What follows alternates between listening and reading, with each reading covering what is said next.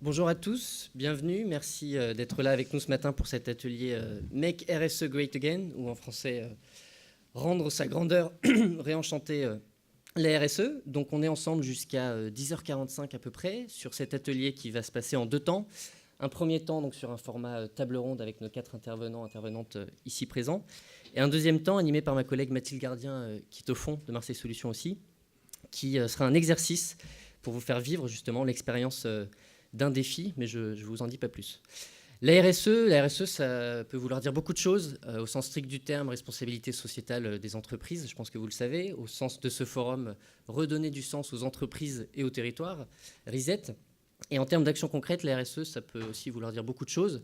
Ça peut être parfois synonyme de réduction de ces impressions papier ou encore de recyclage des déchets de l'entreprise. Voilà, ces actions, elles sont certes nécessaires, mais aujourd'hui, ce matin, ce que l'on vous propose, c'est de vous emmener plus loin, de vous emmener un petit peu aux frontières de la RSE, là où elle est synonyme de défis, des défis ambitieux, des défis mobilisateurs. Et si les seniors étaient les meilleures recrues des métiers du futur? Et si tous les collégiens marseillais sans réseau trouvaient un beau stage en entreprise? Et si on trouvait les meilleurs banquiers parmi les jeunes des clubs sportifs des quartiers? Ou encore, et si on impliquait les 155 000 collaborateurs du groupe dans la stratégie d'entreprise? Donc des sacrés défis portés par nos 4 intervenants qui sont là, que je remercie d'avoir accepté notre invitation. Donc Monsieur Romet qui remplace au pied levé Madame Fargevielle d'EDF, que l'on excuse suite à des problèmes de transport, qui n'a pas pu se joindre à nous ce matin. Monsieur Julien de LCL, Monsieur Baralotto de Provefarm et Madame Idri de AG2R, la mondiale. Vous aurez des questions-réponses à la fin. Pour commencer, donc Madame Idri, je me tourne vers vous pour entrer dans le vif du sujet. Vous êtes responsable régional de l'engagement social chez AG2R. AG2R est engagé sur de nombreux fronts, notamment en soutenant des programmes de parrainage pour des publics éloignés de l'emploi. Mais ça ne vous suffisait pas, vous avez voulu aller plus loin en vous lançant un défi d'impulser en PACA sur 3 villes, Arles, Marseille et Nice, des solutions innovantes pour l'emploi des seniors. Pourquoi? Ma première question est très simple. Pourquoi avoir lancé ce défi et en quoi ça consiste en quelques mots?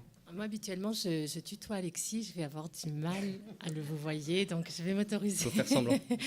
à le tutoyer, justement parce que pendant ces 24 heures de défi, on a eu l'occasion de beaucoup partager.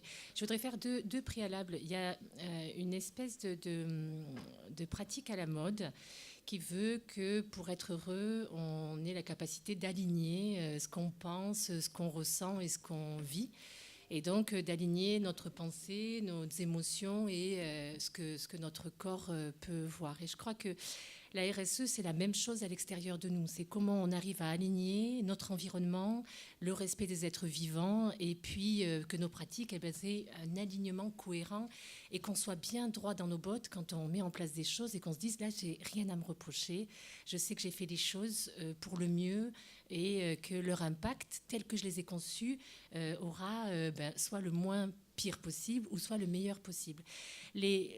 On est tous les 4 autour de la table et on a beaucoup parlé des jeunes et des seniors et on voit bien que sur la région mais au niveau national, ce sont les 2 populations qui aujourd'hui ont le plus de mal à trouver de l'emploi. Pas pour les mêmes raisons, et je crois que je vais laisser les autres intervenants décrire un petit peu ce qui se passe pour les jeunes. Nous, AG2R, alors la mondiale, Pardon. On s'est mariés, donc c'est important, et puis depuis une dizaine d'années. Notre défi, c'était de dire, concernant les seniors, parce qu'on est une caisse de retraite, donc parce que la question de l'emploi, ça nous préoccupe, la question de l'emploi et la question ensuite de la retraite, mais d'abord la question de l'emploi, parce que nos clients sont les actifs des entreprises, sont les chefs d'entreprise, et d'aider l'entreprise à mieux recruter, d'aider l'entreprise à avoir les compétences et les talents qui sont nécessaires, c'est aussi notre responsabilité. On est responsable autant que l'entreprise l'est et autant que l'État ou les collectivités locales le sont.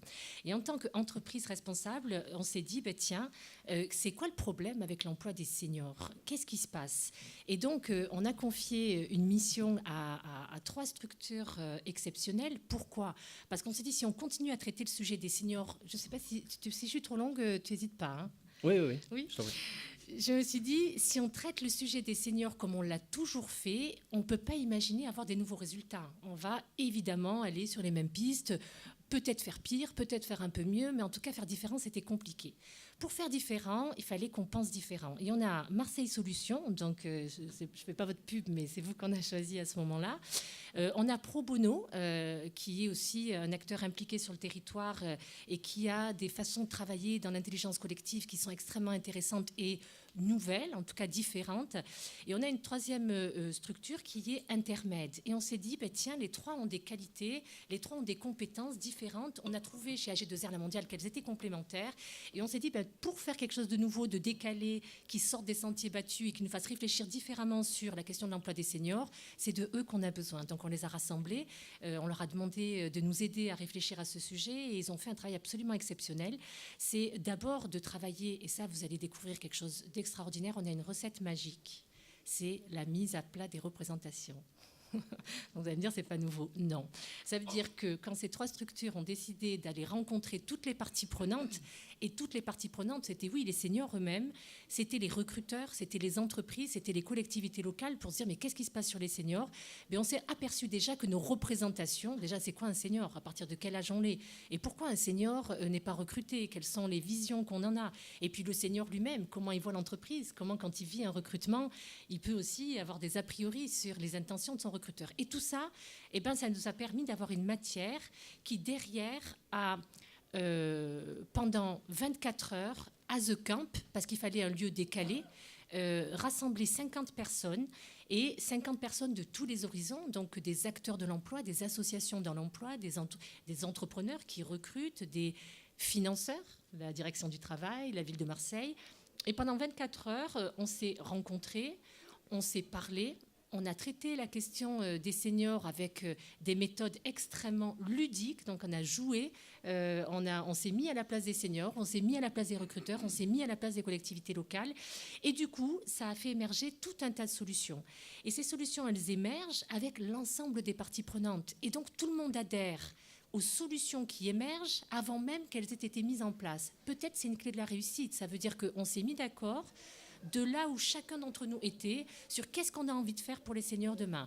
Donc aujourd'hui, on a lancé une démarche, et c'est très important, je ne mets pas la pression aux trois structures, on s'était donné tout de suite le droit à l'erreur, en disant de toute façon, si on échoue, on capitalisera sur ce qui a bien marché pour rebondir et faire mieux peut-être la prochaine fois. Et l'enjeu, c'est de tester ces trois solutions sur 3 territoires, puisque le territoire sur lequel j'interviens, c'est PACA-Corse, donc on a choisi 3 villes, et qu'on puisse, dans un deuxième temps, une fois qu'elles auront, là elles ont émergé de façon extrêmement intéressante, puisqu'elles ont, je vous l'ai dit, fait se rencontrer des personnes qui n'ont pas l'habitude de se parler. On a une deuxième étape qui sera de les tester sur les territoires. Là, c'est encore un bel enjeu à relever. Et puis, il y aura une troisième étape, ça sera de faire ensemble le bilan, de regarder comment ça s'est passé, et de se dire comment on envisage un essaimage à l'échelle territoriale. Donc là, pour nous, région PACA-Corse. Mais évidemment, les collègues des autres régions de PACA regardent, des autres régions que PACA, je suis désolée, regardent ça d'un œil extrêmement intéressé et se disent, si la démarche fonctionne, pourquoi pas la reproduire sur nos territoires. Donc vous êtes en plein cœur de la réflexion, effectivement, c'est le début de cette démarche. Et vous parliez du bilan, et quels seront justement pour vous les indicateurs de réussite ? Si je vous pose la question, vous aurez réussi ce défi-ci, qu'est-ce que vous nous répondez ? Alors, on a réussi le premier, ça veut dire que faire se rencontrer ces 50 personnes, 24 heures à The Camp, les faire communiquer, partager leurs coordonnées. Je sais qu'il y en a qui se revoient derrière, ça c'est déjà une réussite en soi. C'est-à-dire que des mondes qui ne se parlent pas, qui se mettent à se parler, qui ont compris qu'elles avaient des intérêts communs, c'était un des enjeux du projet. Le deuxième, très clairement, c'est d'essayer des choses nouvelles, d'oser. Et ça, je crois qu'en soi, on a déjà réussi aussi. Le troisième enjeu, c'est de reproduire sur ces territoires, donc là on a Arles, Nice et Marseille, des écosystèmes de parties prenantes différentes qui vont s'impliquer dans le projet parce qu'elles y croient. Et ça, je pense qu'on n'est pas loin d'y arriver. Et ensuite, on met en place tout ça pour une raison concrète, c'est créer de l'emploi pour les seniors. Et donc, il faudra mesurer derrière comment on a permis à des seniors, par ces nouvelles solutions, de retrouver de l'emploi, de réenchanter leur emploi, mais aussi d'avoir bougé leur représentation, celle des employeurs, et que du coup, demain, être senior, ça ne soit plus un sujet quand on parle de recrutement. On est une personne, et puis qu'importe. Et ce sujet, j'allais dire, on peut l'étendre. Là, on a choisi le thème des seniors. C'est une porte d'entrée. mais c'est une porte d'entrée qui donne un accès à tout le reste. Je suis une femme ou je suis un homme, je suis un senior ou je suis un jeune, je viens de tel endroit de Marseille ou de tel endroit de Marseille, et qu'en fait, on ait une vision davantage sur l'humain, sur ses compétences, sur ses savoir-être. Moi, je suis extrêmement câblée savoir-être, et qu'on arrête de parler que de compétences et les qualités humaines, les qualités de cœur des personnes, leur engagement. Je voyais, j'entendais dans la banque en quoi des personnes engagées, ça change l'esprit des équipes, ça amène autre chose. Et je crois que les valeurs, l'engagement, c'est quelque chose dont on a besoin dans notre société. Et donc de ramener ce regard-là, je crois que c'est important. Donc oser, je crois que c'est le mot-clé. Finalement, vous misez sur le moyen terme, sur ces solutions que vous voulez faire émerger d'ici plusieurs mois. Donc il y a une certaine période d'incubation. Alors vous auriez pu finalement financer des actions plus classiques et plus rapidement. Est-ce que c'est un message facile à faire passer en interne? Est-ce qu'il y a eu des réticences au moment où vous avez voulu lancer cette démarche? Du coup, ça n'a pas été très difficile parce qu'on finance déjà des démarches classiques et on y croit, parce qu'elles fonctionnent. Mais on s'aperçoit qu'elles ont une limite, et que cette limite, c'est notre rôle d'essayer de la dépasser et d'apporter des choses nouvelles. On ne peut pas se satisfaire de ce qu'on a, donc on continue pour ne pas mettre en danger les structures qui déjà œuvrent dans ce domaine-là, et c'est grâce à elles qu'on arrive à essayer de transcender ces limites. Et en interne, on a une caution, ça veut dire que heureusement, on a la confiance des collaborateurs, heureusement, on a la confiance de nos administrateurs, parce que c'est vrai que quand on leur a présenté ce projet, ils nous ont dit mais concrètement qu'est-ce que ça rapporte, et d'expliquer qu'on va rassembler des personnes pendant 24 heures à réfléchir sans avoir de résultats immédiats à proposer en termes de nombre de sorties positives immédiates. On leur a demandé une caution, on leur a demandé une confiance, on leur a demandé de éventuellement participer s'ils le souhaitaient, on leur a demandé d'accepter qu'il fallait aussi qu'on soit dans l'innovation. Et donc, ça veut dire accepter de faire des choses nouvelles et qui sortent des sentiers battus. Et que dans ce groupe AG2R La Mondiale, il y a, et c'est pour ça qu'on a eu de la chance, il y a cet ADN de l'innovation.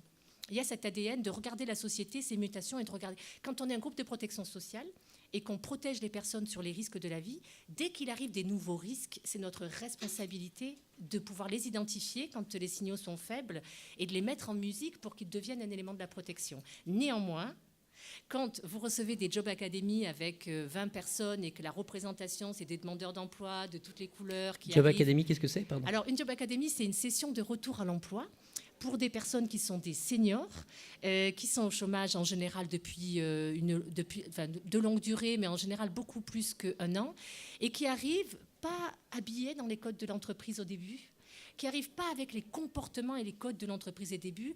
Et quand on les voit arriver, je vois bien qu'en plus, on les fait déjeuner avec nos collaborateurs dans le même espace et tout ça. Il y a toujours un moment de défiance. Et on ne peut pas leur en vouloir, parce que ce moment où on rencontre quelqu'un, s'anime chez nous toutes les représentations et tout ce qui est nos propres codes et notre façon de regarder le monde. Et par contre, ce qui est magique et merveilleux, c'est de regarder entre le premier jour où ils arrivent et les derniers jours, les affinités, les sourires, le lien qui s'est créé, et comment toutes ces barrières, ces peurs en fait, parce que clairement je pense que c'est des peurs de l'autre, comment toutes ces barrières tombent. Et donc il n'y a pas de secret, les représentations, le lien, la communication entre les personnes, je pense que c'est la clé de pouvoir envisager des collaborations autrement demain. Merci. Ça tombe bien parce que ces barrières, on va en parler juste après sur un autre sujet, dans un autre contexte. Monsieur Julien, vous êtes donc directeur des ressources humaines sur la zone Méditerranée chez LCL. Oui. Vous avez, LCL, une tradition de recrutement en alternance. Vous recrutez chaque année près de 600 jeunes, je crois, partout en France via cette méthode-là. Donc vous participez ainsi de l'insertion des jeunes diplômés dans la vie professionnelle, mais vous participez également de l'insertion des jeunes peu ou pas diplômés dans le milieu bancaire. Vous avez lancé un défi là-dessus. Est-ce que vous pouvez nous en dire deux mots et nous dire qu'est-ce qui a motivé LCL là-dessus? D'abord, ce qui a motivé LCL, c'est la diversification du recrutement. C'est notre objectif initial. LCL recrute un peu plus de 1000 CDI par an au niveau national. Sur la zone, donc en Méditerranée, c'est une petite centaine. Mais souvent, ce sont de jeunes diplômés. Alors bien souvent par le système de l'alternance. Et ce que nous avons souhaité, c'était de rompre un petit peu avec le tout diplôme et d'essayer d'aller chercher des talents, des personnalités. Alors, l'idée, c'est de privilégier un peu plus les personnalités que les connaissances académiques au départ sur le recrutement, se disant que les connaissances académiques, on va les apporter, l'entreprise et les centres de formation vont les apporter ensuite. Alors après, pour aller chercher des talents, des personnalités, il ne faut pas être seul. Donc nous, chez LCL, on a rencontré l'Association pour l'éducation par le sport, qui est une association qui travaille depuis 20 ans avec des clubs sportifs qui sont impliqués dans l'intégration des jeunes dans le monde du travail. Et donc, nous, on avait notre expérience en termes d'alternance. Et eux, ils avaient cette expérience de pouvoir détecter des associations dans lesquelles des jeunes souhaitaient intégrer la banque, des jeunes sportifs, souvent issus de quartiers. Donc on a créé un programme qui s'appelle le programme Point de rencontre et qui permet à une promotion d'une quinzaine de jeunes localement l'année dernière à Marseille d'intégrer donc un parcours d'alternance en contrat de professionnalisation pour devenir conseiller particulier en agence. Alors ce parcours, il est précédé, ce parcours de 12 mois, il est précédé par une pré-formation qui est initiée par Apple et le CFPB. En fait, c'est une préparation à l'emploi qui est faite par cette association. Et ensuite, on alterne en agence, mais comme une formation en alternance, des cours théoriques en salle, qui sont organisés par le CFPB, le Centre de la formation de la profession bancaire, et puis de la pratique sur le terrain, avec une intégration d'abord à l'accueil, ensuite en binôme avec un conseiller, et puis derrière des prises de rendez-vous. Tout ça graduellement sur une année. Très bien, merci. Nous leur permettons d'accéder à un métier, eux n'imaginent pas à quel point ils nous apportent, ce sont les mots de Yves Nanquette, donc, qui a lancé cette action en 2015, l'ancien directeur général de LCL. Qu'est-ce qu'il veut dire par là, finalement, selon vous, et comment est-ce que vous évaluez l'impact de cette action, à la fois sur le groupe, mais aussi sur vos collaborateurs ?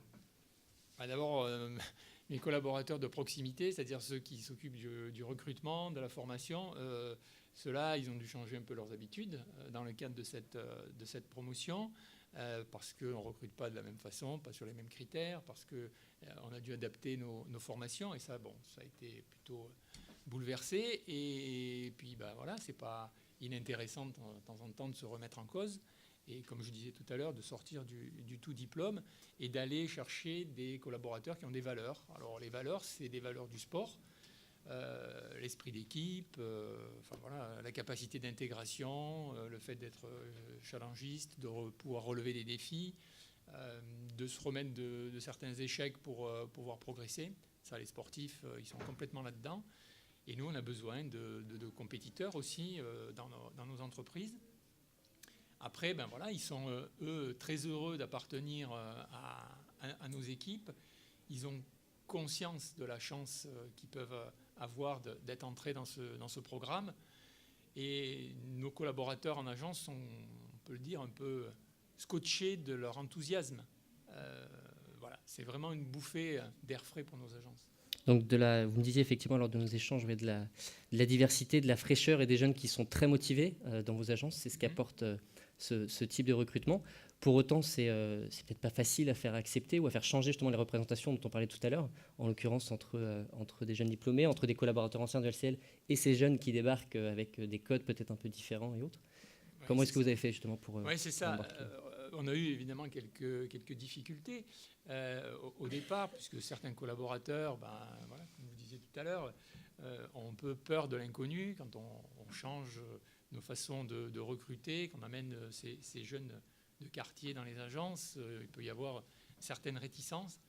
Mais après, l'intégration s'est quand même réalisée très vite, puisque les jeunes ont tellement d'enthousiasme. En fait, il faut expliquer aux équipes. Et comment on a fait pour lever les peurs ? En fait, on a expliqué pourquoi on diversifiait notre recrutement, expliqué que la banque est universelle, qu'elle s'adresse à tout type de clients, que la confiance entre un client et et nos collaborateurs, donc son conseiller, elle doit s'installer et donc on doit avoir face à nos clients des collaborateurs qui reflètent la société d'aujourd'hui. Donc voilà, on a expliqué aussi notre processus un petit peu spécial de recrutement qu'on a mis en place avec Apple, la détection que fait l'association, la préparation à l'emploi, la volonté commune de réussir, tout ça, l'implication des équipes d'LCL et d'Apple. Enfin, pour moi, ça, c'est les points clés de la réussite. Après, on a aussi doublé notre dispositif. Habituellement, en alternance, on a toujours un dispositif de tuteur. Et là, on a doublé ce dispositif de tuteur d'un dispositif de parrainage pour avoir auprès de nos jeunes des parrains qui les suivent très régulièrement et surtout qui vont leur apprendre, vous le disiez tout à l'heure, les codes de l'entreprise. Donc on a pris des parrains de niveau un petit peu comité directeur chez nous pour leur permettre de diffuser ces valeurs de l'entreprise à ces jeunes. Après, les jeunes sont vraiment très, très investis.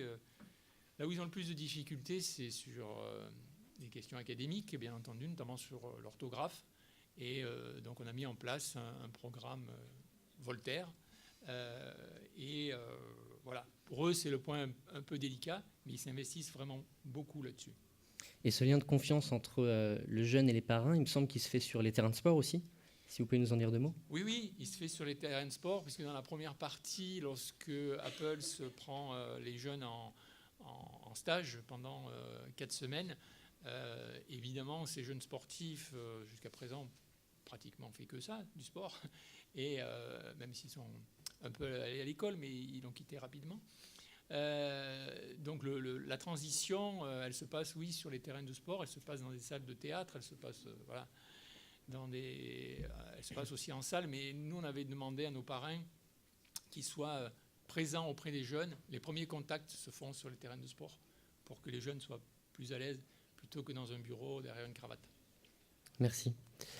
Monsieur Romet, vous remplacez, donc, comme je le disais, au pied levé Madame Fargevielle. Merci d'être avec nous. Donc pour le groupe EDF qui a de nombreux engagements RSE, on ne pourra pas revenir sur l'ensemble de ces engagements aujourd'hui. Je crois que vous avez 6 grands objectifs au national de RSE qui sont en lien avec les 17, je crois, objectifs de développement durable de l'ONU, parmi lesquels la précarité énergétique, le dialogue, la concertation ou encore la biodiversité. Il y a tout un tas de choses sur lesquelles vous engagez. Et plus récemment, vous avez lancé l'action Parlons Énergie pour impliquer les 155 000 collaborateurs, c'est pas rien, du groupe EDF dans la stratégie de l'entreprise, un sacré défi. Est-ce que vous pouvez nous dire comment est née cette initiative et en quoi finalement elle est différente des autres actions RSE que vous menez ? Peut-être juste un point en introduction pour dire que l'engagement des salariés fait vraiment partie de l'ADN de l'entreprise.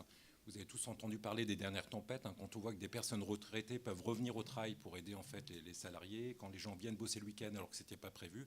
C'est un point qui est important. Et juste pour donner un chiffre, en fait, on estime qu'on a par exemple 42% de nos salariés qui sont engagés dans au moins une association pour une moyenne nationale, toute entreprise confondue, de 25%. Alors on s'est dit finalement, comment ne pas utiliser cet engagement au bénéfice de notre stratégie. Bien souvent, la stratégie est définie par le COMEX, par les membres au plus haut niveau de l'entreprise. Même si on fait des réunions d'information, on a souhaité mettre en place donc un dispositif qui s'appelle Parlons Énergie, qui a eu lieu partout sur pas mal de villes en France. Je vous donnerai peut-être 2-3 chiffres dans un second temps. Et l'idée, c'était d'engager les salariés, de les impliquer dans la démarche et surtout de prendre en compte leurs idées. C'était aussi une superbe opportunité pour faire que les gens en région se rencontrent. On a des métiers très différents chez EDF, comme dans vos entreprises également. Et donc, le fait d'avoir un lieu où l'ensemble des gens apprennent ce qui se passe finalement dans tel métier, que ça soit en production, que ça soit en commercial ou autre, c'était une superbe opportunité pour surtout glaner des idées de l'ensemble de nos salariés sur la vision, la stratégie de l'entreprise en tant que telle. Donc, dispositif très innovant, impliquant l'ensemble des régions, impliquant beaucoup en fait de métiers dans les éléments et qui, à ma connaissance, a été très très apprécié par l'ensemble de nos salariés. Donc ce cycle de rencontres Parlons Énergie, je crois qu'il touche à sa fin. Donc c'est encore un peu frais peut-être, mais quel premier résultat est-ce que vous tirez de cette expérience ? Alors effectivement, c'est un petit peu récent à l'instant T. Ce qu'on peut dire déjà, c'est qu'il y a plus de 10 000 salariés qui ont participé à ces événements dans à peu près 30 villes. En fait, c'était des séances à peu près de 3h30, donc très dynamiques. Beaucoup d'échanges que je n'ai pas dit également, c'était hors hiérarchie. même s'il y avait quelques membres, quelques sponsors qui étaient présents effectivement pour répondre aux questions, toutes ces réunions étaient organisées, animées par ce qu'on appelle des dialogueurs. À peu près 150 dialogueurs ont été formés, qui sont des salariés. Donc ça fait aussi partie de l'engagement des salariés de ce point-là. Et donc à peu près 10 000 salariés effectivement, sachant qu'il y avait soit des réunions physiques, soit ça s'est fait également avec des participations en ligne à travers une plateforme qui a été créée sur le sujet, qui permet d'intégrer toutes les idées des salariés dans le but également d'alimenter effectivement tous les enjeux et la stratégie de l'entreprise. On a justement Brigitte Fargevielle qui vient d'arriver. Et on salue Madame Fargevielle qui vient de nous rejoindre. Bienvenue. Ouais. Alors, oui. Peut-être, Brigitte, tu arrives, peut-être que tu peux dire un petit mot oui. En tant que responsable de ce programme au niveau national. Oui, volontiers. Voilà. Au pied levé. Allez-y. Si vous voulez une autre chaise pour rester là. Oui. Je ne sais pas ce que tu as déjà dit, alors donc c'est un peu difficile. Veuillez m'excuser, mais les transports étaient un peu compliqués ce matin. Oui, donc c'est un programme qui a été initié en interne dans le groupe, accompagné en interne avec effectivement des dialogueurs donc, qui sont des salariés, des sponsors qui sont des salariés proches du COMEX. Et l'objectif, il était de dialoguer effectivement pour enrichir la vision de l'entreprise. Donc une vision, une stratégie a été écrite avec 4 axes et à partir de là, les salariés peuvent, et aujourd'hui ils sont à Cap-en-Père dans un de nos sites ainsi que demain, et ça se termine le 24 avril, ça a commencé le 23 février. Il y a eu donc un engouement assez fort puisqu'il y avait 80 à 100 000 salariés concernés et il y en a plus de 20 000 qui se sont inscrits. Voilà. Donc aujourd'hui, 19 800 se sont inscrits. On a les derniers chiffres, super. Voilà. Et je les ai eus ce matin. Donc. Et votre collègue, Madame Fragano, donc on salue, qui est avec nous aussi de Marseille, me parlait l'autre jour d'un atelier à Aix-en-Provence qui a réuni, je crois, près de 300 collaborateurs de tout niveau hiérarchique. Donc c'est assez impressionnant quand même. Oui. Comment est-ce que vous expliquez ce succès, cette mobilisation de vos équipes ? Il y a plusieurs facteurs. Il y a un facteur où aujourd'hui le monde de l'énergie est quand même bousculé. Hein. Il y a beaucoup de prise de position, parfois contradictoires. On continue le nucléaire, on arrête le nucléaire, on développe les énergies renouvelables, on fait un plan solaire, mais on n'a pas les terrains. Enfin, bon, voilà. Donc, il faut aussi expliquer aux salariés ce genre de choses. Deuxièmement, il y a eu un fort recrutement dans l'entreprise. On a recruté pendant 5 ans quasiment 5000 salariés et qui n'ont peut-être pas été suffisamment embarqués dans la stratégie du groupe. Et donc, il faut aujourd'hui prendre ça en considération. Troisièmement, il y a aujourd'hui, on voit bien la société civile et les salariés d'EDF sont comme les citoyens, ils ont envie de parler et de parler de manière assez directe. Le retour qui nous est fait, c'est justement qu'ils apprécient de pouvoir parler entre collègues, à des collègues, qu'il n'y ait pas d'intermédiaire, qu'ils puissent aborder des membres du COMEX, puisque à chaque réunion, il y a un membre du COMEX qui vient. Voilà, donc tout ça explique cet engouement. D'accord. Et effectivement, dit comme ça de votre part, ça a l'air facile, mais est-ce qu'il y a eu des difficultés particulières, ou peut-être en termes logistiques, d'organiser ça à l'échelle de la taille de votre groupe, oui, ou des réticences déjà 60 sessions de 3h30 dans 30 villes, sachant qu'il fallait à chaque fois 700 mètres carrés. Voilà, donc c'est... Voilà. Première chose, effectivement, la logistique. Deuxième chose, inciter les salariés à y aller, parce que quand on a d'habitude dans les grands groupes plutôt une action descendante, et là, on leur demandait de venir parler. Donc, intellectuellement, ce n'était pas naturel. Voilà. Donc ça, c'était la deuxième difficulté. La troisième difficulté, mais qui a été très, très vite balayée, c'est embarquer le COMEX. Mmh. Aujourd'hui, le comité exécutif, il a son travail habituel, mais tout d'un coup, avoir posé des questions aux salariés et que les salariés remontent un certain nombre de propositions, c'est pas le plus naturel quand même dans la ville d'entreprise. Voilà. Donc, et puis après, je vais dire le souhait était là. Il fallait matcher les deux pour que on se rencontre et que les salariés vraiment collaborent et participent à cette réflexion. Et là, il n'y a pas eu de difficulté, justement. D'accord. Ça, c'était très intéressant Au contraire, les salariés, je vais dire, se sont lâchés un petit peu vulgairement, mais ils avaient envie d'aborder tous les sujets. Et c'est pas parce qu'on travaille dans les énergies renouvelables qu'on veut parler des énergies renouvelables. On a envie de parler de l'entreprise. L'entreprise, c'est des centaines de filiales et c'est quand même souvent en silo.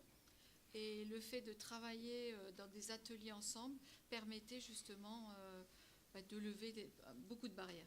Il a fallu les inciter, en effet, comme vous disiez, et je crois que ce thème d'engager ses salariés dans ces actions RSE, ça nous intéresse tous et toutes aujourd'hui. Comment est-ce que vous les avez incités à venir? Est-ce que finalement offrir le petit déjeuner, ça suffit ou... Eh bien non, justement, on ne ferait pas le petit déjeuner. D'accord. Non, enfin, on a fait quelque chose en interne, on l'a fait aussi à l'économie. On n'a pas... Aujourd'hui, la situation de l'entreprise est correcte, mais on n'a pas de dépenses somptuaires à faire. Donc, c'était dans des gymnases, c'était dans des lieux avec un critère important aussi pour nous, c'est qu'on a vraiment cartographié les sites et tous les dialogues ont eu lieu à moins d'1 heure de route de son lieu de travail. Voilà. Donc, et c'était volontairement pas sur les sites pour pas être mono-activité. On aurait pu le faire dans un centre d'information du public, dans les centrales, et on n'a pas fait ce choix. On a fait le choix de rassembler le plus de collaborateurs avec nous. Donc il y a eu des campagnes de communication qui ont été faites en interne. Il y a eu la presse externe qui s'y est intéressée. L'objectif n'était absolument pas de faire de la communication externe. Mais du coup, ça a interpellé aussi les salariés. Ensuite, c'était beaucoup le bouche à oreille, énormément. Les salariés sortant emballés. Parfois, à la session de l'après-midi, il y avait des collègues à qui vous avez vu entre midi et 2 et qui disaient « Allez, il faut y aller parce que vraiment c'est bien et on peut vraiment s'exprimer ». Autre élément, c'est qu'on s'est engagé sur, comme quand on fait un débat public, à une transparence totale. Et donc les dialogueurs, quand ils animaient un atelier, doivent nous remonter le lendemain avant midi la synthèse de tout ce qui s'est dit. Et c'est publié sur une plateforme. Donc ça aussi, c'est... Et parfois, on avait des appels de salariés en disant « Mais j'ai pas vu mon atelier, je l'ai pas retrouvé. » C'est juste que ça sera juste le lendemain quand même. Ça peut pas être tout de suite. Ça représente quand même 1800 ateliers, 250 forums.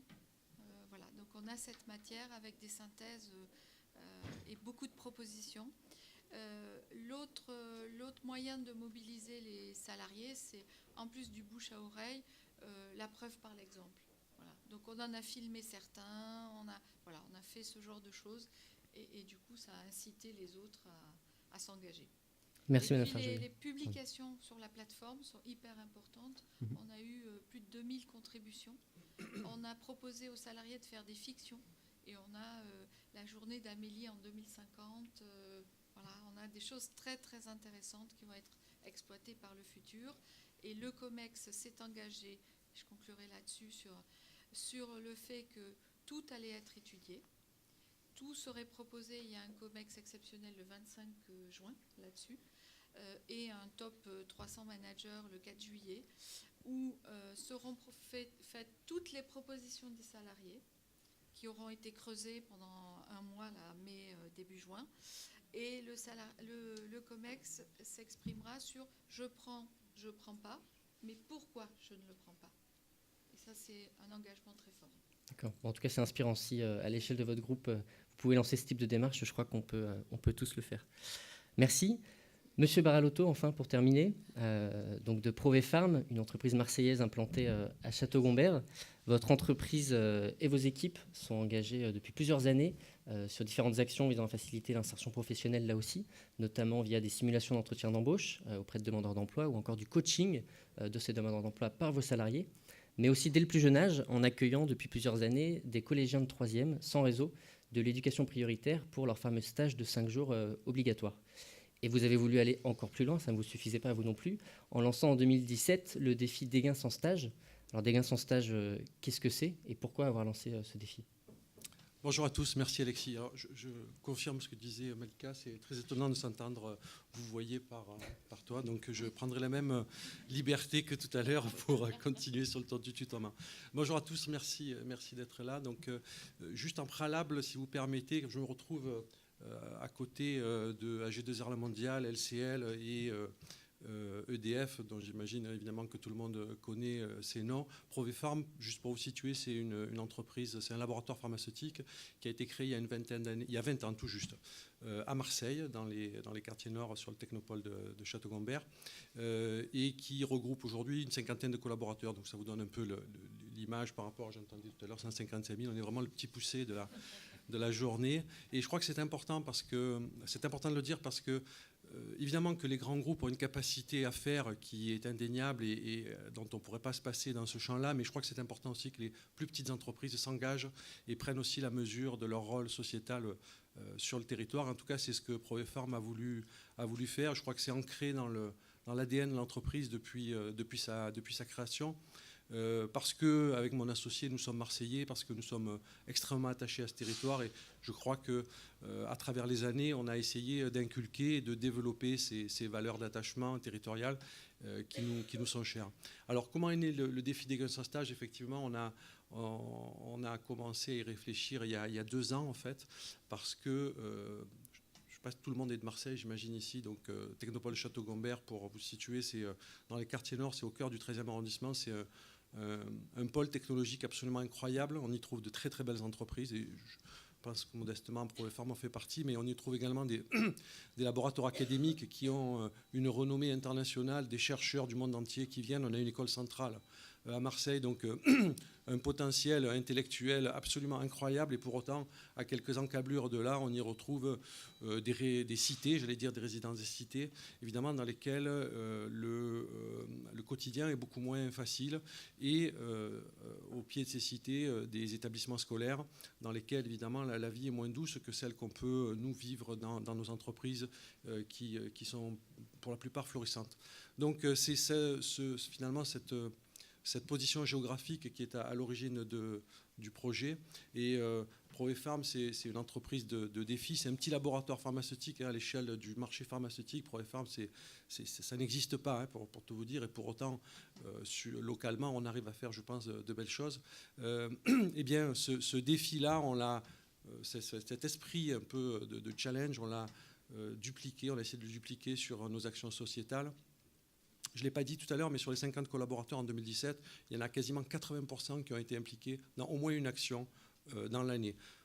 Donc ça vous donne... Alors évidemment, ce n'est pas la même chose de le faire sur 50 que de le faire sur 150 000. Là, je ne veux pas faire de comparaison, mais en tout cas, ça vous donne une idée de l'implication des collaborateurs et de leur attachement à ces projets-là, à ces valeurs.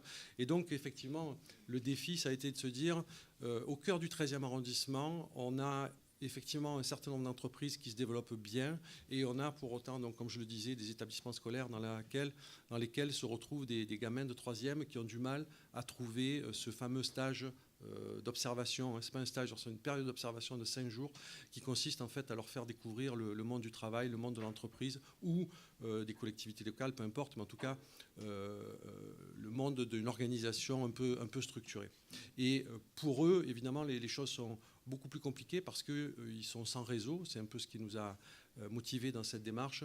C'est-à-dire qu'ils sont issus de familles dans lesquelles le travail est plutôt vécu comme une difficulté et comme une souffrance. Et on s'est dit comment est-ce qu'on peut faire pour essayer finalement de matcher ces deux sujets-là, à la fois des entreprises qui ont des capacités à les accueillir et ces jeunes qui ont du mal à trouver leur place dans le monde du travail.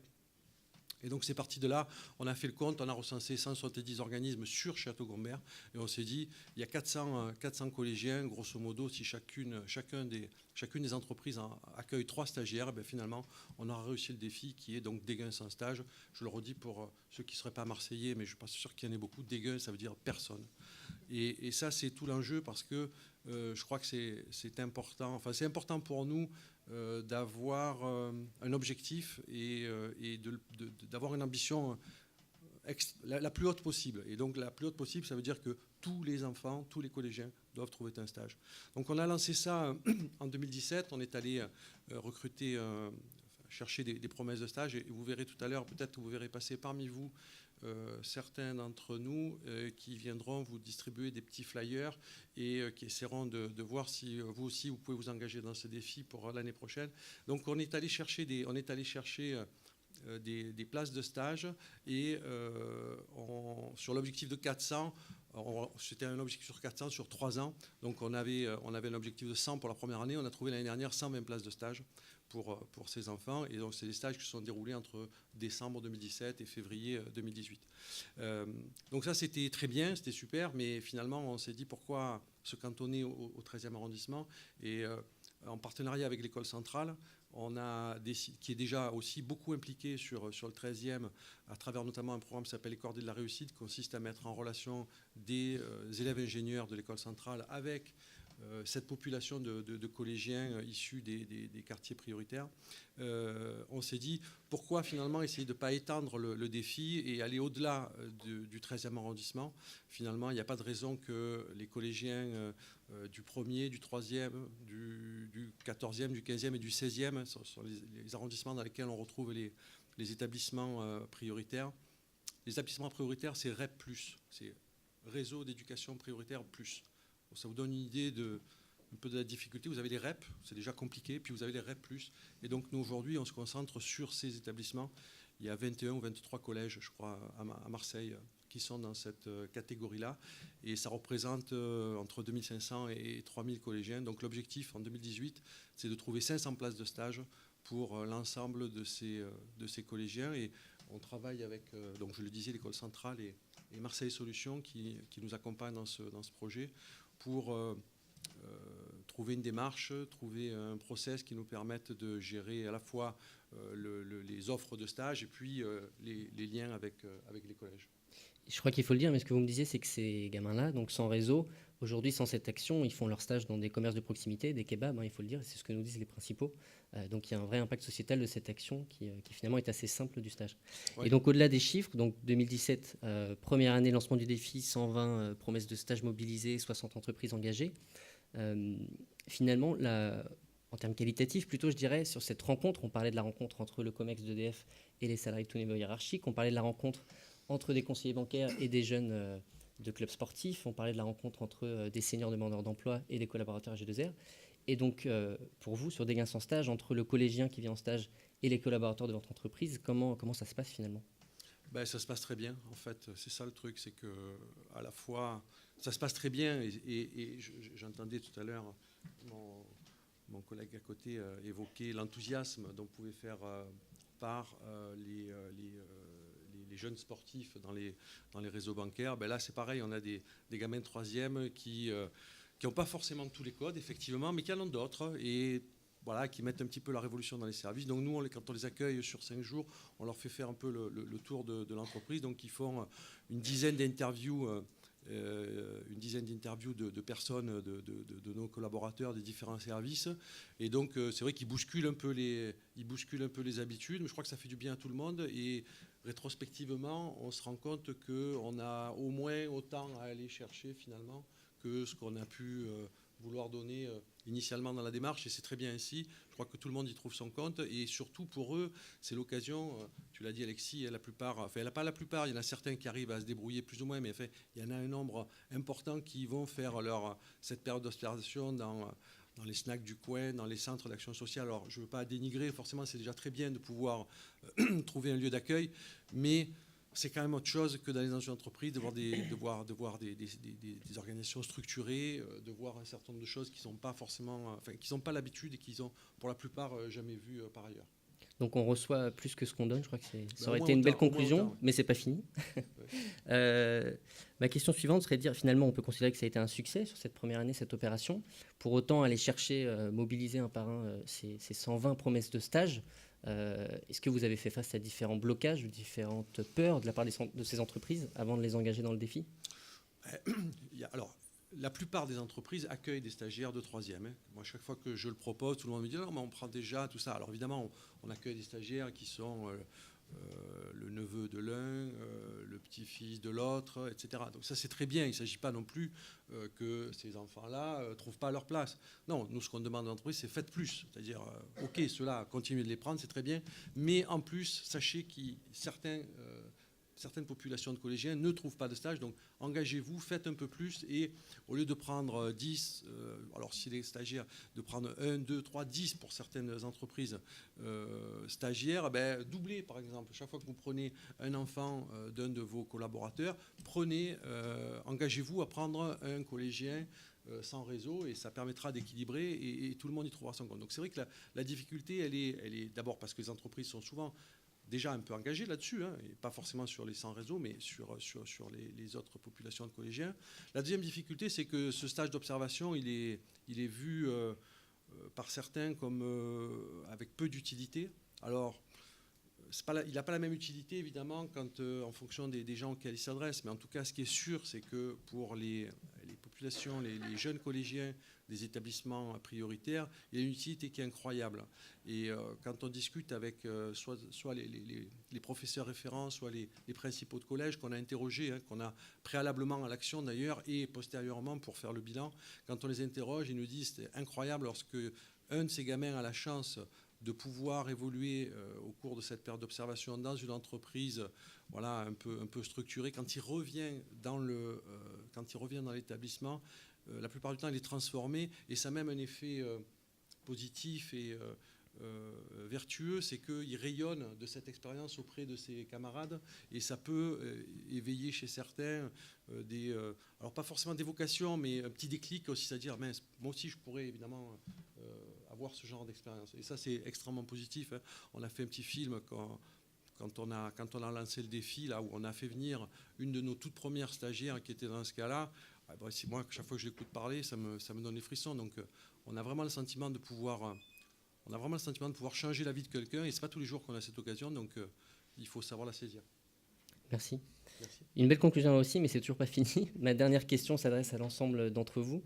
Si vous aviez un conseil à donner aux entreprises présentes dans la salle, petites ou grandes, de toute taille, comme vous le disiez, M. Baralotto, effectivement, on a fait exprès aujourd'hui de réunir des entreprises d'envergure régionale, locale, des entreprises nationales.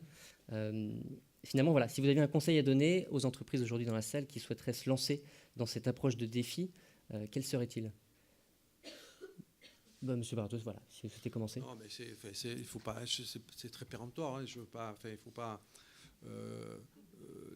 Je pense que ce qui est important, c'est d'être accompagné. En tout cas, pour nous, c'est pas notre métier. Notre métier, c'est de faire des médicaments. On est sensible à l'aspect sociétal. Pour autant, il y a des acteurs de terrain qui sont présents et qui connaissent ces questions beaucoup mieux que nous. Donc, je pense que, à mon avis, le premier conseil, c'est dépensez un peu de sous, faites-vous accompagner, parce que c'est ça qui sera le gage, à mon avis, de la réussite. Ça ne sert à rien de partir de façon déstructurée un peu dans tous les sens. Payez-vous le luxe de vous faire un petit peu accompagner, et ça peut être le début de l'engagement, et déjà, ce sera déjà pas mal. Merci. Monsieur Julien ? Oui, moi je dirais qu'il faut faire confiance. Il faut faire confiance. Nous faisons confiance aux jeunes. Nous avons fait confiance à la PULS, l'association pour l'éducation par le sport. Nous faisons confiance à nos tuteurs, nous faisons confiance aux parrains et voilà, aux familles des jeunes. Tout est important. On a besoin de tout le monde pour sortir ces jeunes de la précarité. Puis après, se dire aussi que l'environnement professionnel, l'environnement social agit sur les personnes. Quand on évolue dans une agence bancaire, on est face à des clients, on est tous les jours avec des collaborateurs qui travaillent en agence, et évidemment qu'on n'a plus la même attitude, le même langage, la même façon de penser que quand on est dans son quartier. Donc l'idée, c'est ça, pour eux c'est vraiment une immense victoire de sortir du quartier. Et même si derrière, ça ne débouche pas toujours sur CDI, déjà, le fait d'être sorti du quartier, c'est très important. Merci. Madame Fargevielle ? Moi, je dirais que dialoguer, c'est prendre un risque. et dialoguer au risque de changer le projet, l'équipe de management et toute l'entreprise, c'est un risque extraordinaire avec vraiment un encouragement à dialoguer. Moi, j'ai envie de vous dire faites-le pour vous. De quel monde vous avez envie pour vous, pour votre famille, pour vos proches. C'est vrai que je pars du principe que si on rêve d'un monde différent, on est les premiers acteurs de ce monde-là et que si chacun d'entre nous fait ce qui lui paraît juste, ce qui lui paraît bien pour lui-même, pour sa famille, pour ses proches, naturellement, si chacun fait ça, ça va donner des rayonnements croisés et puis, de fait, pas attendre que les solutions arrivent de l'extérieur. Et je rejoins beaucoup Christophe sur le fait de vous accompagner parce que d'autres personnes ont essuyé les plâtres, d'autres initiatives ont été testées et que l'idée de ne pas reprendre tout au point de départ, mais d'aller capitaliser sur ce qui s'est déjà fait pour aller un petit peu plus loin avec d'autres, c'est la confiance, mais c'est aussi se donner du courage. Si on n'est pas tout seul, et ça peut être perçu comme quelque chose de décourageant. Donc si on y est avec des personnes, et en plus, regarde les effets que ça peut avoir. Je fais une parenthèse qui n'était pas prévue, mais Marseille Solutions, je l'ai vu démarrer avec 2 personnes. Il y a quelques années, ils y croyaient, il y avait une énergie incroyable, et je vois que Marseille Solutions grandit. Et ça montre bien que on n'est pas là pour faire la pub. Hein, mais Non, je ne fais pas de pub en plus. Et par contre, on parlera du chèque tout à l'heure. Je ne fais pas de pub, c'est que je vois que l'esprit dans lequel les choses sont faites, et Marseille Solutions ou d'autres, parce qu'il y a Pro Bono, il y en a plein d'autres, vraiment, mais ils sont super. Le sujet, c'est de se dire que c'est une autre façon de voir les choses. Ça veut dire qu'on peut faire les choses dans notre entreprise et quand on en a les moyens, quand on a la capacité de mobiliser des collaborateurs pour faire des choses un peu plus transverses, c'est super et faisons-le.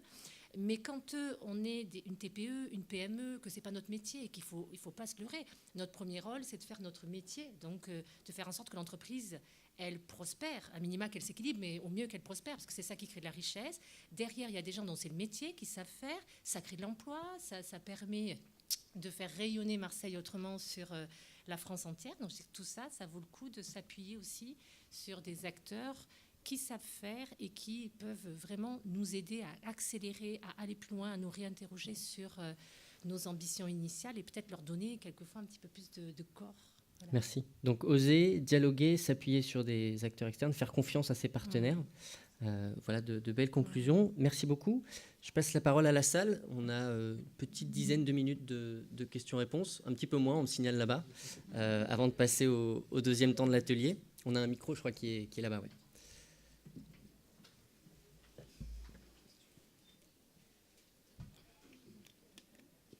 N'ayez pas peur. On est en petit comité. Bon, on est filmé, mais ça, vous ne le saviez pas.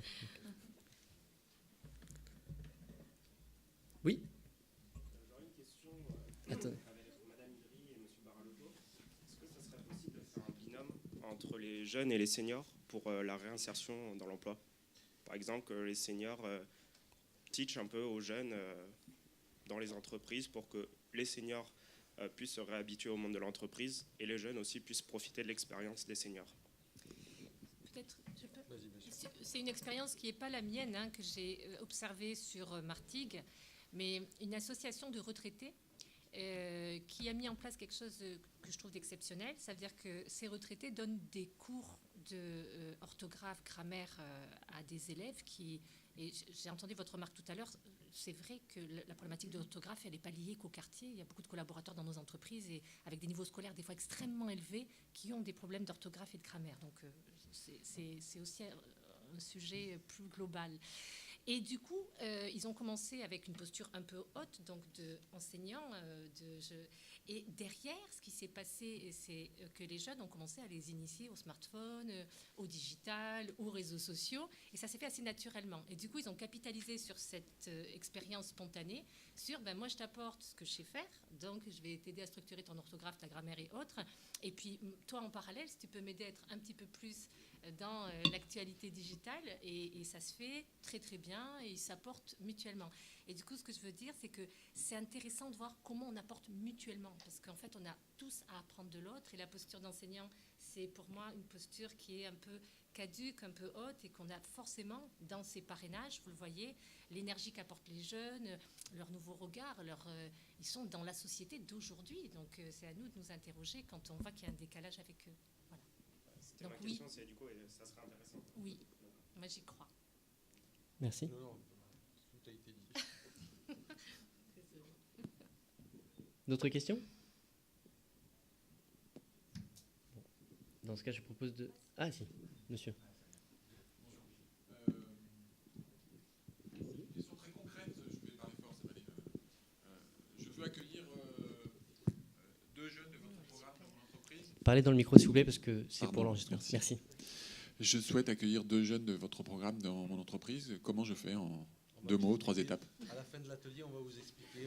On a des flyers, on a des petits bons de... Ça marche, je suis cerné. Ils sont équipés. Avec plaisir, merci beaucoup. Merci. Bravo, monsieur, bravo. Bravo. D'autres qui souhaiteraient rejoindre l'un des défis qui a été présenté ici? C'est le moment, allez-y. Bon, très bien. Dans ce cas, je vais passer la parole à ma collègue Mathilde pour le deuxième temps de cet atelier. Je vais essayer de gérer ça. Après vous avoir inspiré, on l'espère, sur cette première partie, merci encore à nos 4 intervenants-intervenantes. On peut les applaudir en effet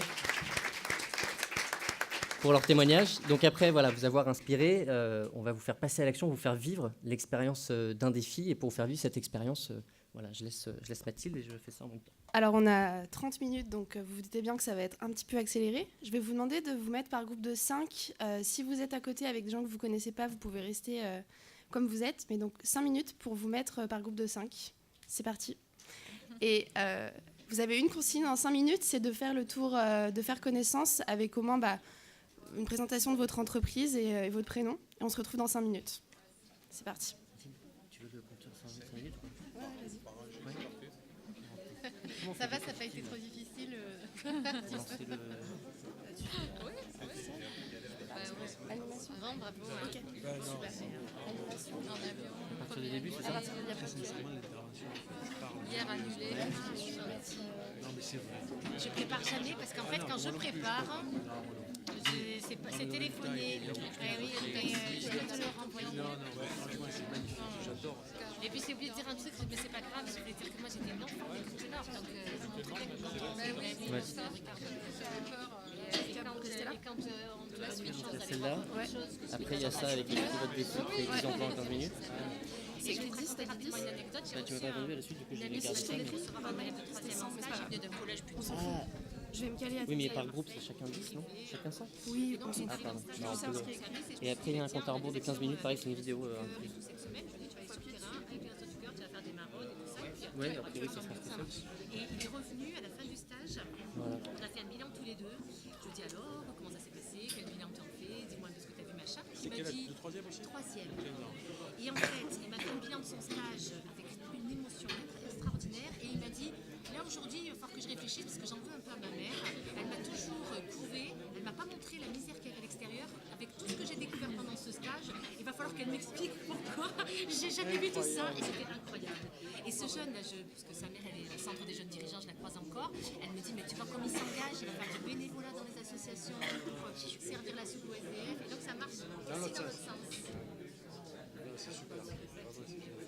C'est-à-dire, on a été tous scotchés quand il nous a fait ce tour-là en disant j'ai été couvée, on m'a sorti de ce monde et j'ai pas vu la réalité extérieure. On est peu à l'avoir vu. Ouais, mais oui. Soit par manque d'opportunités, soit par Oui, déni, presque. oui, a servi à la fois pour l'inscription, mais aussi pour T'as envie, on n'est pas dans les...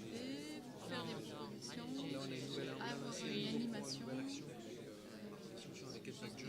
Ouais, ah ben oui. qui gère tout l'ensemble. Centenaire à Malpassé, là. Ouais, sur la cité des Lauriers, là.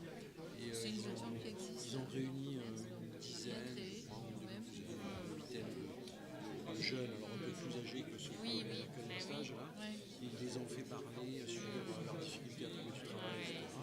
Et ils en ont fait un petit film de 30 minutes et on utilise ce film pour créer des débats entre ces jeunes-là et des populations, ce que tu disais tout à l'heure, faire rencontrer des mondes qui ne se croisent pas. Et donc entre ces jeunes, et alors, on a fait ça avec des chefs d'entreprise. Donc le mois dernier, on le refait dans 15 jours. Il vous reste la moitié du temps. Dans 2 minutes 30, vous devez tous savoir ce que chacun fait. Vraiment intéressant. Et moi je disais, il faut qu'on arrive à faire ça une fois par mois. Et le but, c'est pas forcément de leur trouver du boulot tout de suite, tu vois, on s'écrit un peu plus dans le temps long, c'est de leur créer du réseau, c'est-à-dire que c'est bien. Exactement, et de leur créer du réseau, comme quand souvent on se donne nos cartes, etc. Mais là c'est pareil, on crée ces débats, c'est l'occasion de récupérer des cartes, d'aller sur les réseaux sociaux et se connecter avec un tel ou un tel. Et je pense qu'à terme, ça peut avoir des résultats positifs. Bien sûr, je crois, moi. J'aurais bien aimé soutenir cette action, mais j'ai du mal à trouver en interne des financements sur les jeunes. En fait. Ah oui, J'ai pas lâché. C'est pas notre axe. Donc, alors après, je pense que c'est important aussi de ne pas trop s'éparpiller. Et ne serait-ce que pour la crédibilité, la légitimité. Mais là, sur l'emploi, tu vois, c'est quand même un axe qu'on porte fort. Ouais. Alors, l'emploi, oui. Oui, parce que c'est un axe qu'on... Oui, mais c'est vrai que c'est les jeunes et les seniors. Oui, c'est pour ça. Et donc, après, tu mets le paquet sur eux. Moins sur les jeunes. Mais bon, c'est bien. J'aime beaucoup son énergie. C'est incroyable. Je sais qu'elle était chez Areva. Oui, c'est ce qu'elle me raconte. Non, voilà, Airbus. J'avais rencontré, elle m'a raconté ça, le poste qu'elle occupait. Moi, je trouve ça vraiment réjouissant de voir. Et elle n'est pas seule, ils sont une petite troupe là. Mais je trouve que, après, je ne veux pas faire de. Mais il y a une génération qui arrive qui a besoin de sens dans ce qu'elle fait. Et du coup, ils sont vachement engagés. Là, c'est exceptionnel. Je suis d'accord. Elle est tracée, quoi. Bien sûr. Revenir, aller à la maison, Ouais. faire du contenu. C'est clair. Ça sert de On a vraiment une belle énergie. Ouais, c'est bien. Et toute l'équipe de Marseille Solutions. Ouais, j'avais vu Anne-Claire et Tariq au départ quand ils étaient moi aussi, au comité de... J'y étais. À Esia, là. Mais tu étais le jour où on les a reçus?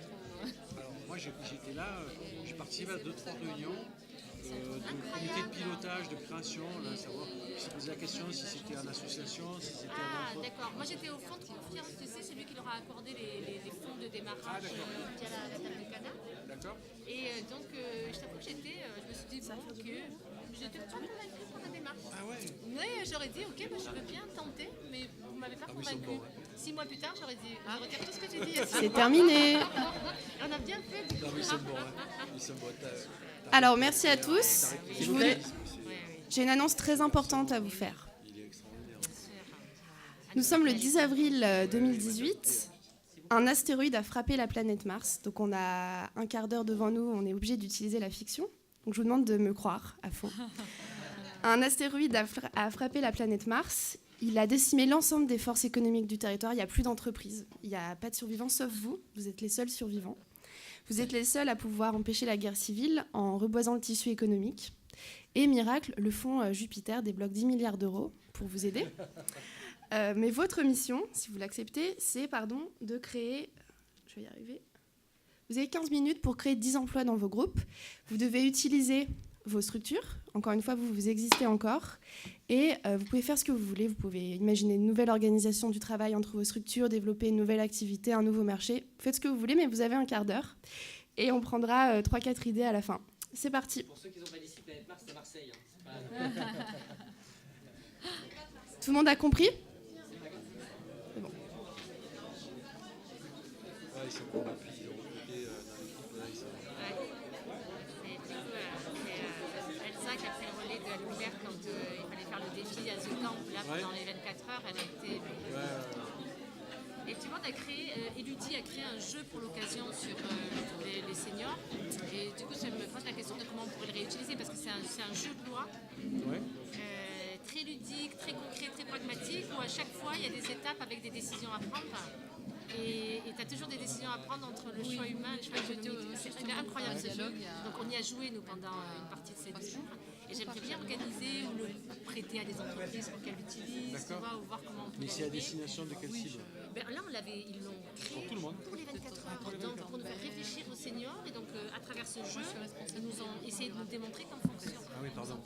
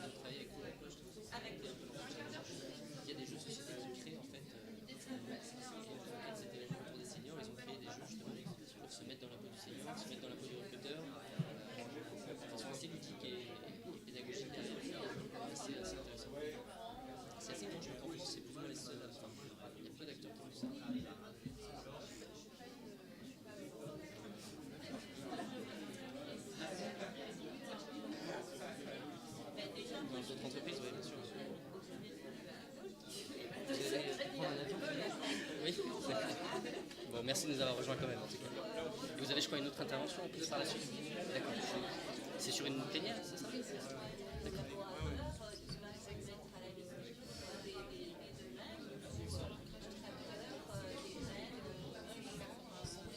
D'accord. Oui. Vous restez un petit peu sur le forum? Je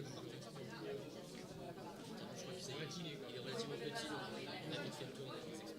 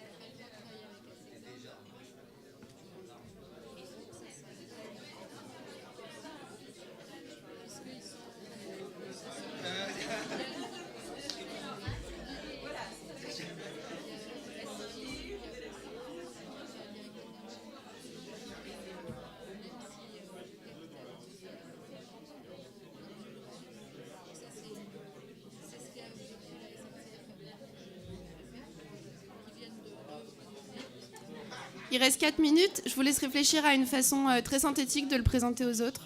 Ça peut être...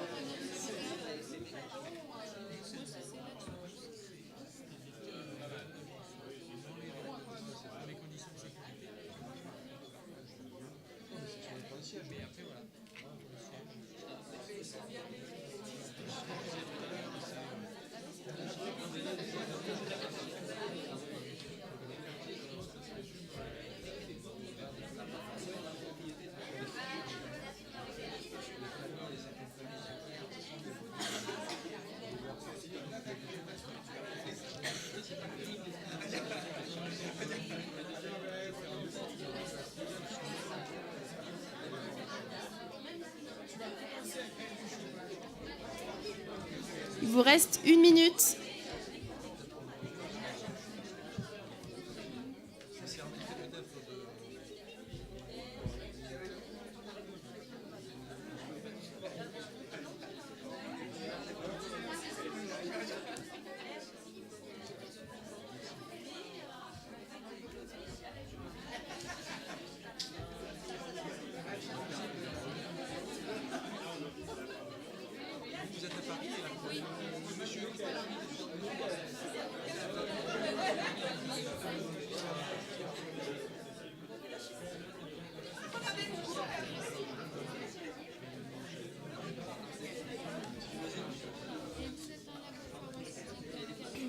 Ouais, j'ai tweeté 2 fois.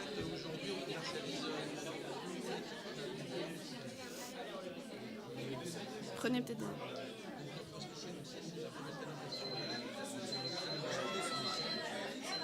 C'est terminé. Ça brûle. Et après, c'est la semaine d'inscription. Ouais, je vais remettre avant. Ça tout à l'heure. Merci à tous de vous être prêtés au jeu.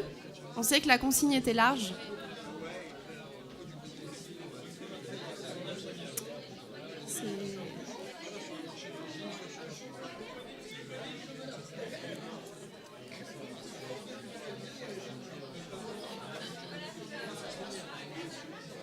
Tout le monde est prêt ?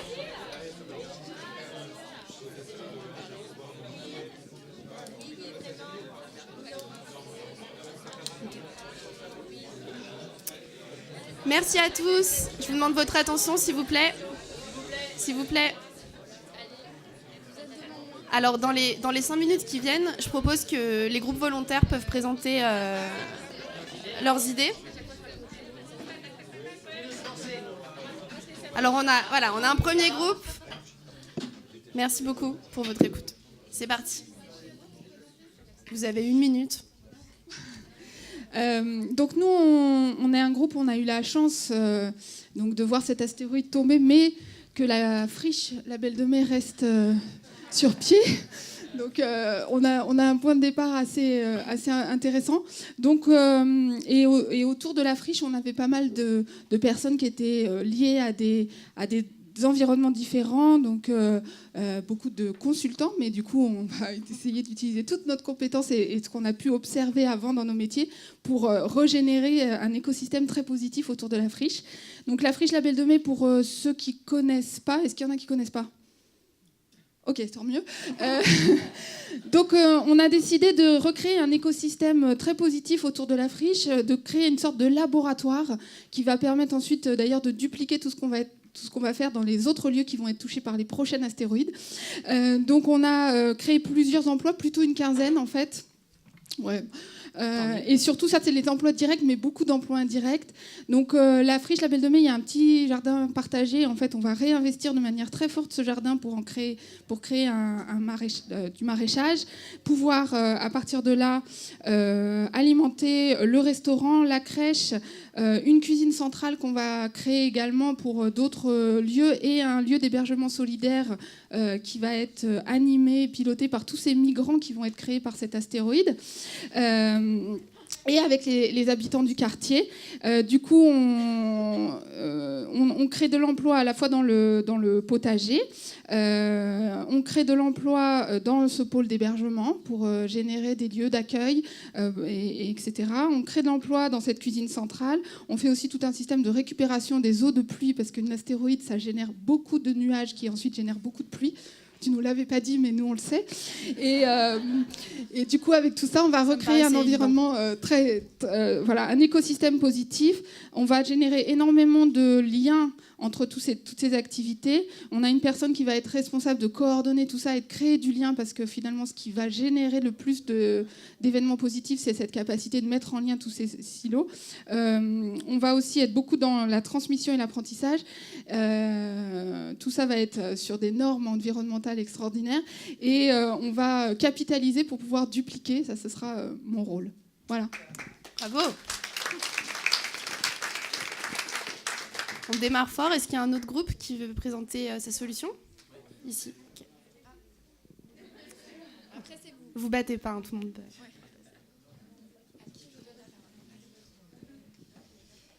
On m'a désigné. Donc nous, on est parti de l'image vraiment après explosion désertique, où on se retrouve finalement à 5 personnes, auxquelles on a additionné très vite 3 autres survivants qui sont arrivés du groupe d'à côté. Donc on est très contents. Et comment faire à ce petit groupe de personnes ? D'abord, on s'est trouvé très contents de se retrouver, très solidaires, immédiatement opérationnels, parce que dans une survie, en fait, dans un état de survie. Donc, on a pensé que la priorité était de satisfaire des emplois sur des besoins vitaux, qui sont tout d'abord la nourriture et le logement. Et du coup, il nous a fallu tout de suite trouver un ingénieur agronome de préférence pour nous dire comment cultiver une terre qui paraissait désormais incultivable, avec 3 grains de riz quand même qui pouvaient venir d'une ancienne filière que l'on connaissait bien parmi nous, du maraîchage. Et là, il nous faut à la fois des ingénieurs et à la fois des petites mains et pas que des petites d'ailleurs, et des grandes qui cultivent ce maraîchage. Et bien pour cela, nous avons fait nous nous sommes fait confiance et nous sommes allés chercher des compétences parmi nous, non pas professionnelles, mais finalement individuelles. Depuis l'enfance, quelques-uns pouvaient savoir planter des graines en état de survie. Il faut vraiment faire appel à divers savoir-faire enfouis et ancestraux. Et puis pour le logement, pareil, nous sommes partis avec du recyclage, faire avec ce qu'il y a sous la main. Être très humble tout d'abord, commencer par petites d'investissement pour ensuite pouvoir se développer et construire de l'habitat plus grand pour un plus grand nombre, si d'autres survivants apparaissent à l'horizon. Et puis, de là, la gestion des énergies, des ressources et de l'eau nous paraît très préoccupante. Et là, effectivement, nous n'avions pas pensé que l'astéroïde générait un déluge après, et nous sommes plutôt à l'économie de petites gouttes pour les capitaliser au sein de chaque fois de nos cultures.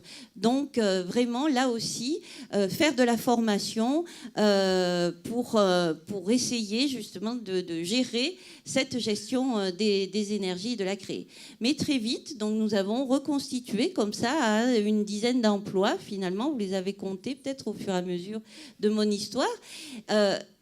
On ne va pouvoir vivre en autarcie qu'une dizaine de jours, une quinzaine de jours. Donc, il nous faut passer à de la communication, du réseau, pour vraiment aller chercher d'autres compétences et d'autres personnes ailleurs dans le monde pour se développer. Voilà. Presque indéfini, là. Le départ est très, très petit. Et puis, dès que vous connectez ensuite mondialement, normalement, ça décolle. Merci.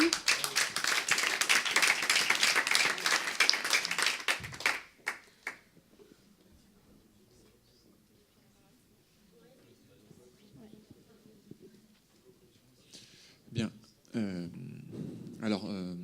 Là, la situation est compliquée quand même parce qu'il n'y a plus rien. Donc il n'y a plus rien, donc il n'y a plus de banque, je suis désolé. Il n'y a plus de banque, il n'y a plus d'argent. Donc un emploi aujourd'hui, comment ça se définit? C'est je travaille et je passe un contrat et je donne mon travail, en échange on me donne de l'argent. Donc en fait, nous, comme on a tout pété, on n'a plus d'emploi. Et ça n'existe plus en fait l'emploi. Donc on ne peut pas vous créer 10 emplois, on a réinventé comment on allait vivre ensemble. Et puis chacun va avoir quelque chose à faire pour pouvoir vivre. Donc c'est plutôt comme ça qu'on pense. Donc le nombre d'emplois, on ne peut pas le compter. On est quand même parti sur nos compétences respectives. Et on s'est dit, effectivement, comme vous, il faut commencer par manger et se loger. Alors bizarrement, personne d'entre nous n'a pensé à se vêtir. Donc je propose qu'on se fasse tout nu. Enfin, imaginez. Hein, okay. Donc on est tout nu, hein, et on va se loger et on va se nourrir. Donc on a une néo-urbaniste, en tout cas des néo-urbanistes, des gens qui vont penser l'espace de vie commun pour y implanter des logements, mais aussi des espaces pour manger ensemble, pour cultiver ensemble, etc. En tout cas, comment on repense l'urbanisme, mais de manière un petit peu holistique. Hein. Pas ici, là, il y a les gens qui vivent, là, il y a les gens qui vivent mal, là, il y a les gens qui se déplacent, et là, il y a les agriculteurs. À partir de ce néo-urbanisme, on a besoin de manger. Donc, effectivement, on va semer et cultiver. Et on s'est dit, il n'y a pas des gens qui sèment et qui cultivent, et puis les autres qui transportent, et puis les autres qui achètent, et les autres qui mangent, parce que sinon, on recrée l'économie d'avant. Donc, tout le monde va devoir mettre la main à la pâte et la main dans la terre. Donc, voilà, ça fait plein d'emplois non rémunérés, mais tout le monde va cultiver. Et puis tout le monde va amener ça à une cantine solidaire, puisque nous avons des étudiants ici, parmi eux, un qui travaille sur la restauration collective. Donc il y aura un gestionnaire de la restauration de la cantine solidaire, où tout le monde va amener ce qu'il a fait, ce qu'il a cultivé, et puis on va le partager pour manger. Okay. Évidemment, il y a des moments où il y en a qui voudront les radis des autres et les tomates de l'une, donc il va falloir des médiateurs. Donc on crée aussi des rôles de médiateurs. Et on s'est dit, ok, tout ça c'est bien beau, mais en fait, nous, on ne sait plus rien faire. Enfin, si, on s'est fait des trucs sur l'ordinateur, mais comme il n'y a plus d'ordinateur, on ne sait plus rien faire. Donc il faut qu'on ait des compétences qui revivent. Et donc pour ça, on a identifié aussi un autre rôle qui est un dénicheur de compétences. Dénicheur de compétences, parce qu'il faut aller trouver le vieux qui savait comment on fait pousser le radis, la mamie qui sait comment on prend soin des fruits et des baies au fond du jardin, etc. Okay.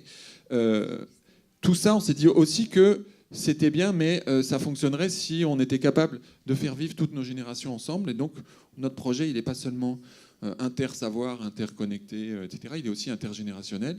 Donc, en fait, à chacune des compétences qu'on crée, dénicheurs de compétences, médiateurs, organisateurs de cantines solidaires, etc., on pourrait constituer une équipe avec toutes les strates d'âge.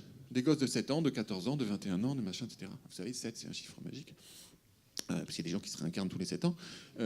Mais parce que le dénicheur de compétences de 60 ans, il peut connaître des compétences de 60 ans, mais il ne va pas dénicher les compétences des gosses de 7 ans. Et le gosse de 7 ans, lui, il peut savoir qu'autour de lui, il y en a une qui est une sorte de voyante, etc. Donc, toutes nos équipes sont intergénérationnelles. Enfin, on s'est dit, est-ce qu'il faut recréer de l'argent ? Eh bien, on finit là-dessus. On va recréer une banque, quand même. Donc, ce sera le nouveau LCL.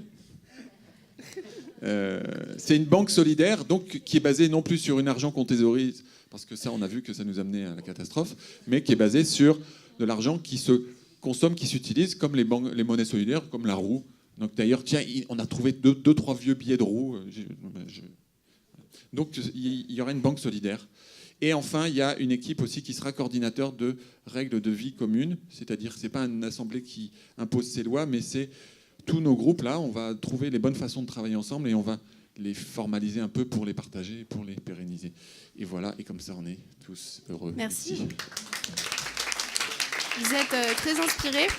Comme on sait que vous avez peut-être d'autres choses à faire après, notamment aller à la plénière, on va essayer d'aller plus vite sur les derniers groupes. Est-ce qu'il y a un groupe qui veut présenter encore ? Je ne sais pas si on est dans la salle des producteurs de Netflix ou TF1, mais on a plein de superbe fiction, ouais. Donc en 1 minute, si possible. Ok, je vais essayer d'être rapide. Alors nous, on avait la chance d'avoir encore la CMA-CGM parmi nous, parmi les survivants. Donc la CMA a décidé de lancer un programme Cap Avenir pour l'insertion professionnelle des jeunes survivants aux alentours qui étaient bien désœuvrés, en s'appuyant sur une association qui accompagne des jeunes sur ce territoire, qui s'appelle le Contact Club. Et Pro Bono intervient pour mobiliser un ensemble de volontaires sur ce territoire pour accompagner cette aventure qui consiste à faire embarquer les jeunes à bord d'un porte-conteneur et de les former au métier de la mer. Donc Pro Bono anime cette démarche.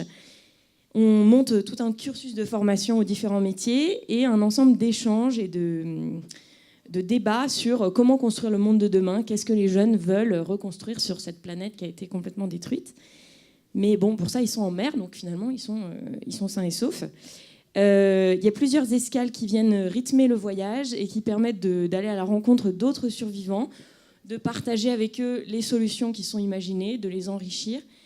On a également 2 experts qui accompagnent l'aventure, donc l'URSSAF, qui est en charge qui a collecté les fonds, le fonds Jupiter, et qui est en charge de la bonne redistribution, selon une méthode tout à fait transparente et qui permet de garantir sa bonne utilisation. Et d'autre part, nous avons Humanis qui apporte son expertise sur l'analyse de risque pour savoir où nous pouvons aller pour rester en sécurité et pour couvrir les risques que nous prenons quand même dans ce voyage, et qui va également impliquer des seniors, bénéficiaires de cette caisse de retraite, pour former les jeunes. Voilà, donc finalement, on va créer, je sais pas, plusieurs dizaines d'emplois. Je pense à bord, on peut embarquer plusieurs dizaines de jeunes et les former aux différents métiers de la mer. Et avec une volonté d'essaimage, puisque au cours des escales, les jeunes peuvent décider de s'implanter sur un nouveau territoire et de former à leur tour autour d'eux. Voilà. Bravo.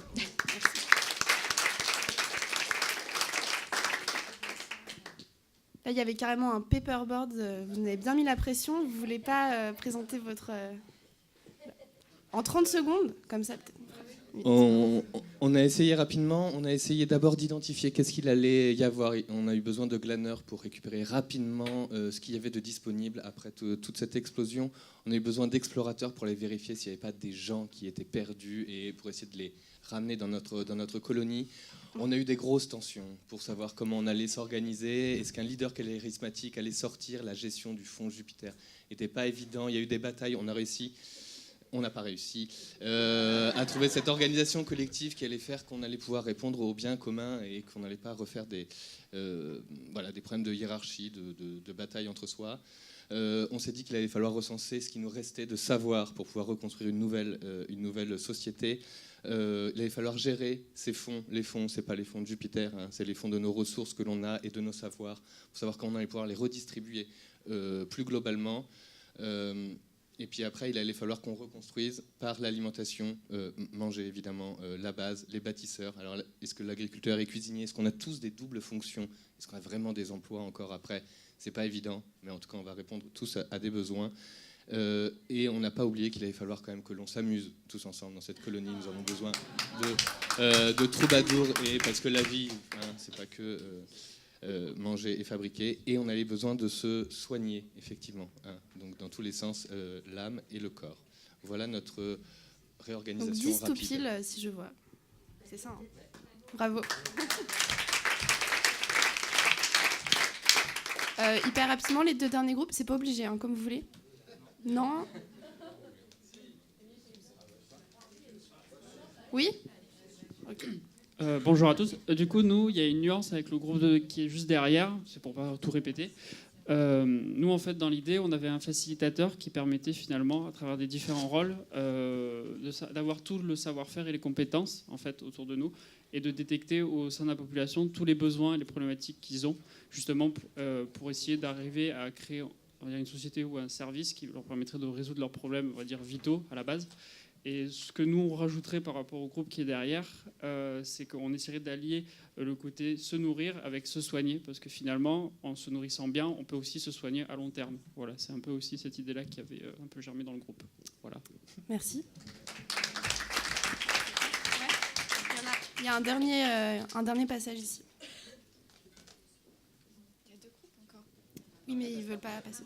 Alors, du coup, nous, on est parti un peu sur la même idée que le groupe précédent, qu'en fait, il n'y aura plus vraiment d'emploi. Donc, on ne va pas utiliser le fonds Jupiter. Essentiellement aussi pour ne pas avoir de problème dans l'urgence de blocage de fonds et du coup de mise à l'écart d'une partie de la population. Et ça a été un peu l'idée de tout décloisonner. On a profité, on avait à peu près toutes les compétences qu'on imaginait nécessaires. On avait des agriculteurs, on avait des ingénieurs, on avait des diffuseurs de connaissances, on avait des commerciaux. Et du coup, on s'est dit, on va vraiment partir de la base des besoins. On va commencer par tout faire en décentralisé, essentiellement parce que si tout est détruit, ça veut dire qu'il n'y a plus de grandes infrastructures, ça veut dire qu'il n'y a plus d'énergie, il n'y a plus de transport. Et on va tout reconstruire sur cette base-là. Sur de l'agriculture décentralisée, on a 2 fonctions qui vont être un peu centrales dans le redéveloppement, qui vont être ces transmetteurs de savoir, en fait, des anciens connaissants vers les nouveaux faisants, que ce soit du coup pour refaire l'agriculture, ou un point que nous on a pas mal développé, auquel on a beaucoup réfléchi, c'était le redéveloppement de l'énergie et de l'accès à l'eau, et du coup de la réutilisation de tous ces déchets, à la fois déchets comme on les entend, mais en même temps ce qui seront les nouveaux déchets, les anciennes lignes électriques, les anciennes voitures, puisqu'il sera plus possible de faire venir du pétrole de très loin. Donc on a ces nouveaux emplois pour la reconstruction, ces emplois pour ces activités, désolé, pour la reconception du recyclage, celui de la transmission. Et un auquel on a pensé, pour conclure, c'était ce rôle d'ambassadeur vers de nouvelles communautés. Parce que si on développe doucement ce petit système de réseau, il va toujours arriver un moment où il a besoin d'autres nodes pour pouvoir se développer ailleurs que sur cette planète Mars. Merci. Alors, pour conclure, merci de vous être prêté au jeu. La consigne était large. Ça a donné à la fois des formations au métier de la mer, un retour aux besoins primaires. Donc, merci de vous être prêté au jeu. On conclut en vous disant que 2 messages clés. Déjà, il y a des intervenants là, qui vous ont présenté des défis que vous pouvez rejoindre. Donc, je crois que Christophe, notamment, va vous distribuer des flyers pour rejoindre des gains sans stage, mais c'est valable aussi pour les autres projets. J'espère qu'on a réussi à vous montrer que c'était plus facile que ça en avait l'air. Déjà, en 15 minutes, vous réussissez à sauver le monde. Donc, à Marseille, en 2018, plein de choses sont possibles. Donc, Marseille Solutions, mais aussi d'autres acteurs, on est à votre écoute aussi si vous souhaitez vous lancer. Vous ne savez pas tout à fait comment le faire. On est à votre dispo pour conseils ou autres. Et voilà, merci encore à tous. Et j'applaudis encore une fois les intervenants pour leur beau projet.